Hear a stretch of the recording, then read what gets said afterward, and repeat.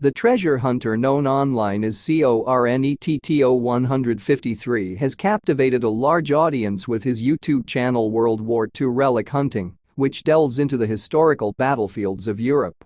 His videos document his exploration of these sites, uncovering relics that whisper tales of the past. In January 2016, an episode in the making led Cornetto153 to a forest in the Netherlands, a journey that promised the usual intrigue but ended up delivering something far more extraordinary. As he navigated through the dense undergrowth, camera in tow, he was unaware that he was about to stumble upon an object that would defy his usual finds and expectations. Man's metal detector sounded deep in the woods, then he dug up this mysterious chest.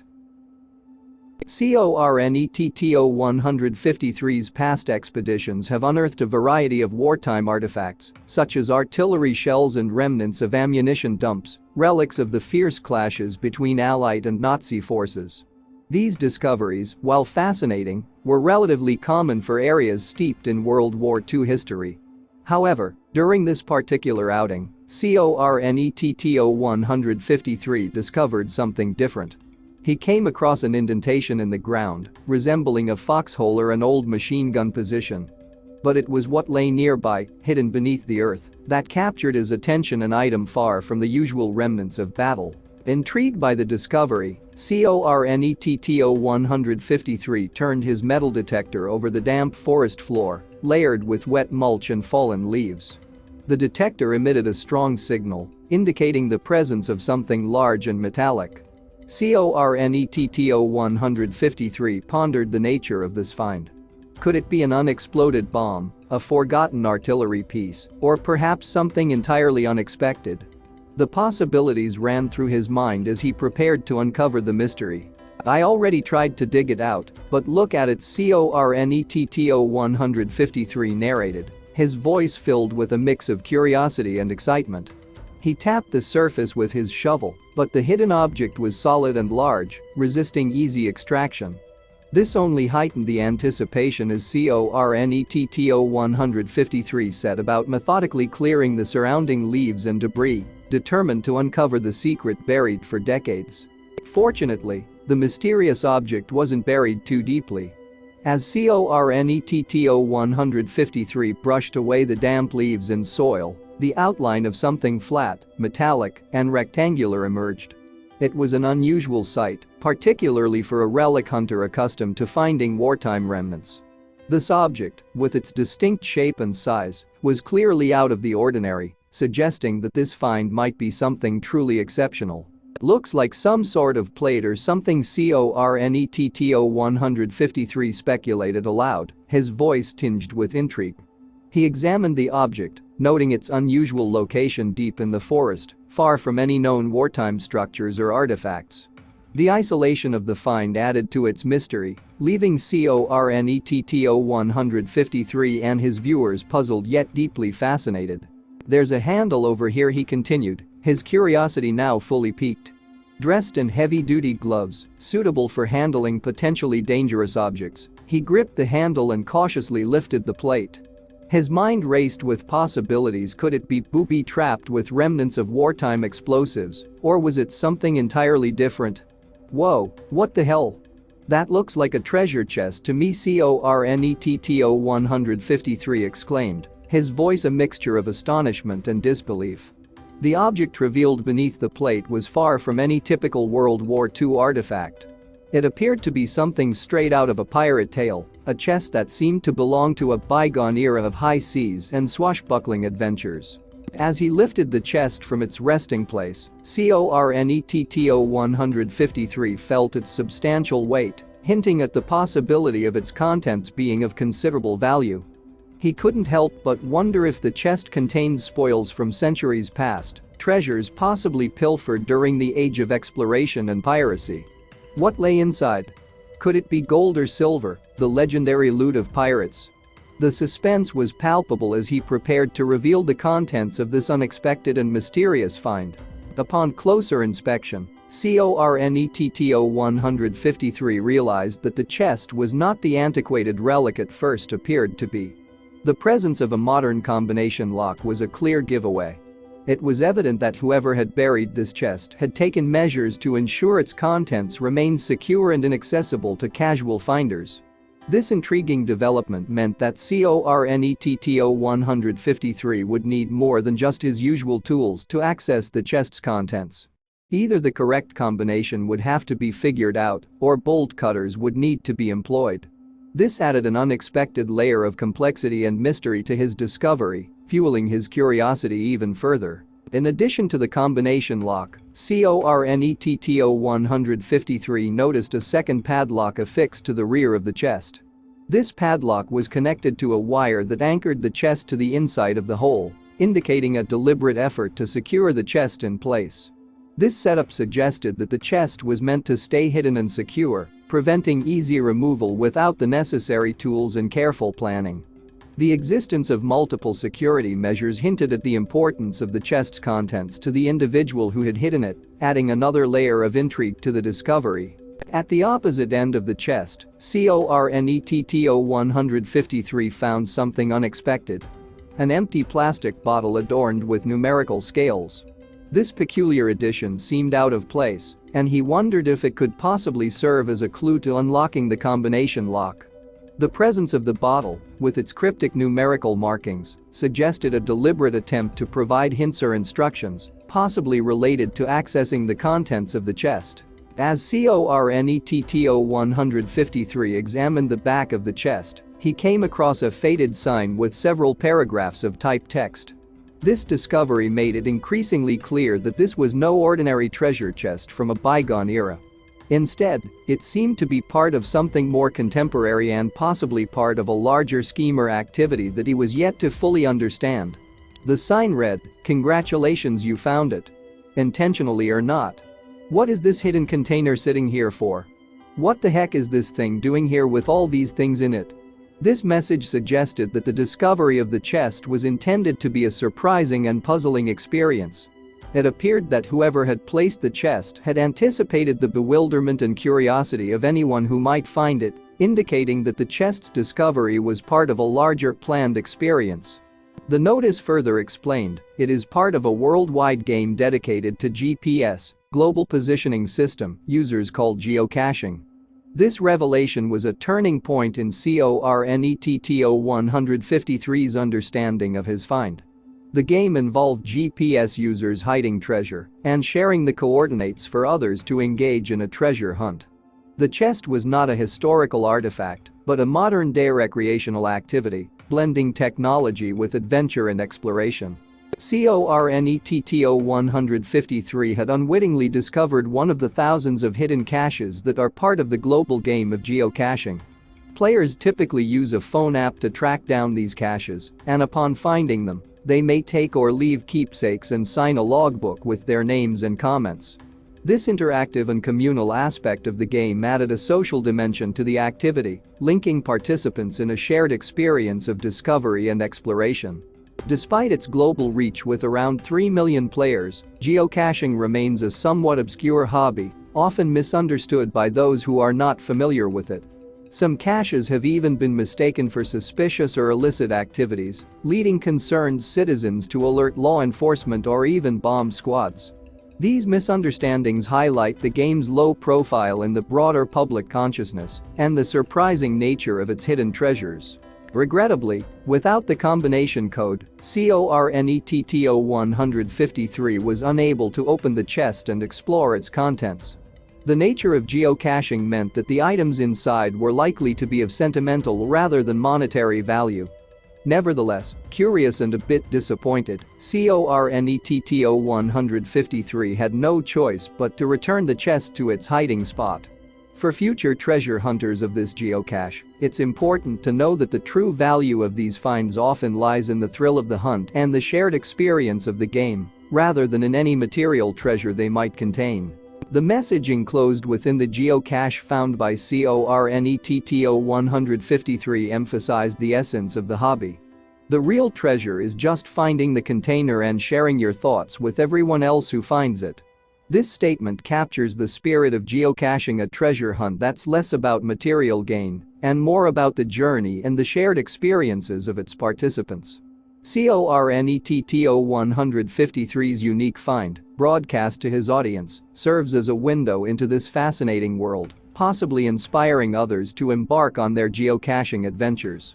The excitement and surprise of discovering something so out of the ordinary, coupled with the joy of sharing these experiences, are what make geocaching a captivating pursuit for many. The world of treasure hunting with a metal detector can lead to remarkable discoveries, as demonstrated by the YouTube explorer known as WW2 History Hunter.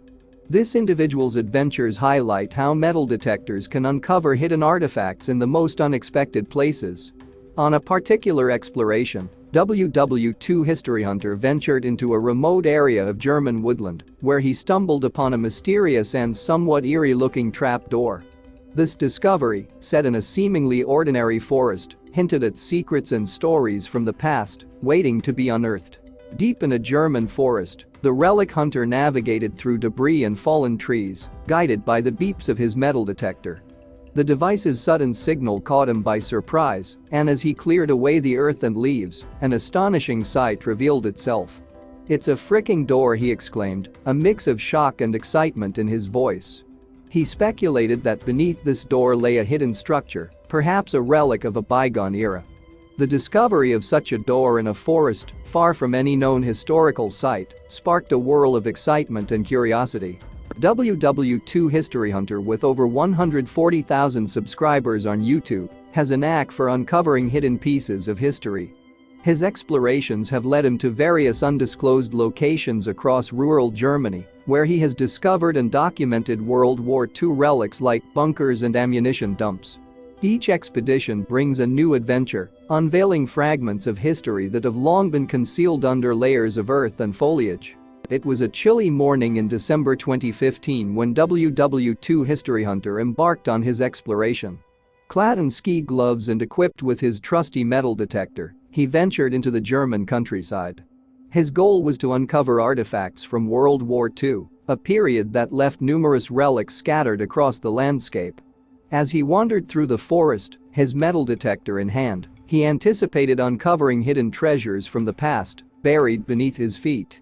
In a YouTube video, WW2 History Hunter explained the historical significance of the forest he was exploring.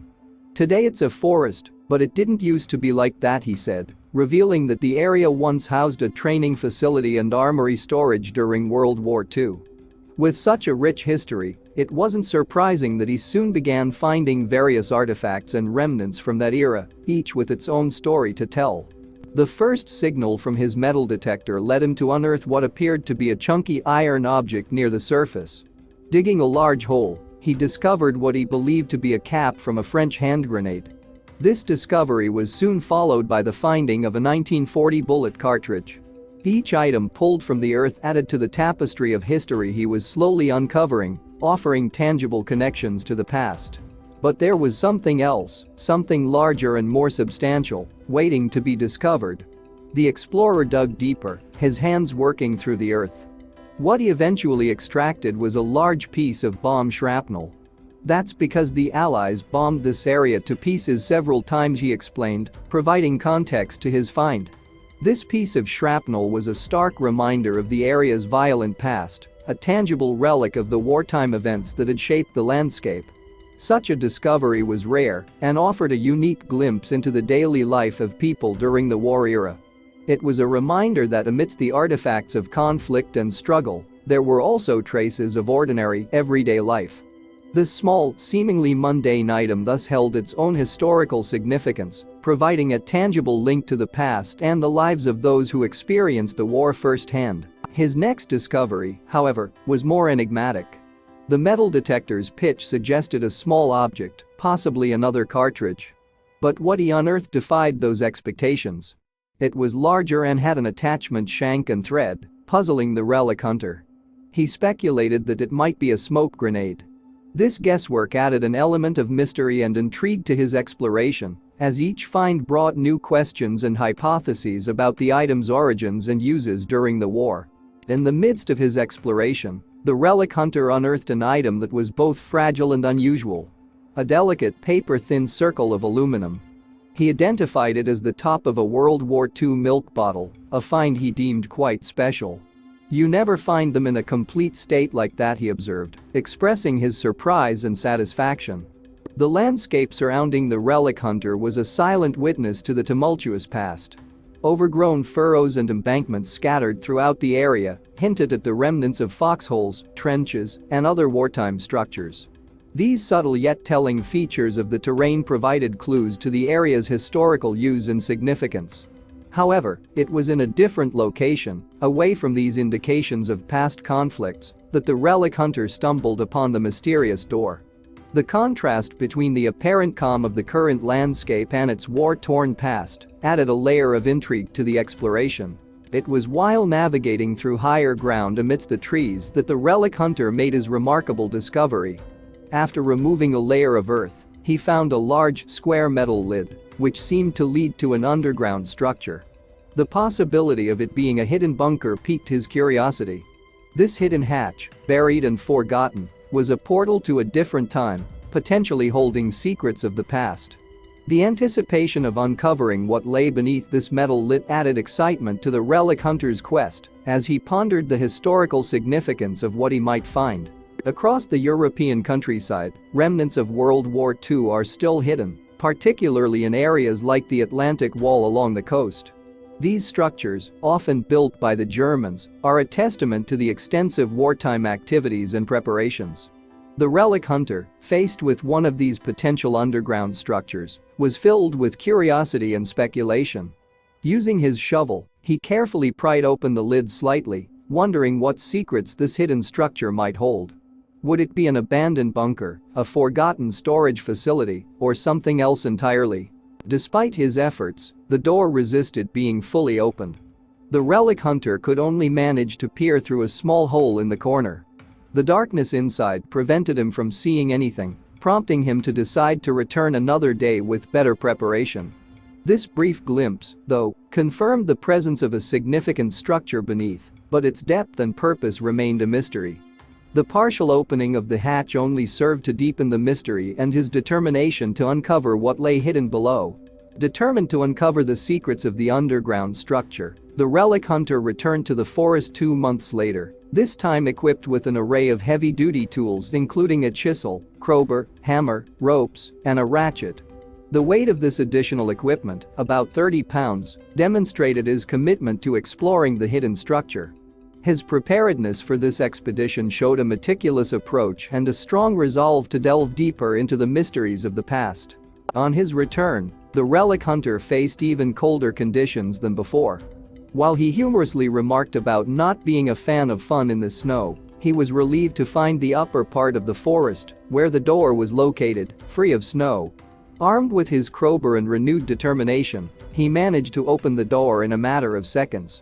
This moment was a culmination of his efforts and anticipation, setting the stage for the revelation of what lay inside the mysterious structure. With the door finally open, the relic hunter eagerly peered inside, brimming with anticipation. What would he find in this hidden structure? His imagination ran wild with possibilities: a secret cache of ammunition, a Nazi control center, or perhaps a hastily abandoned bunker, replete with personal effects of German soldiers. However, his expectations were met with a starkly different reality. "I have to say I'm really disappointed," he confessed. "To be honest, I feel like an idiot." The contrast between his expectations and the actual discovery highlighted the unpredictable nature of relic hunting.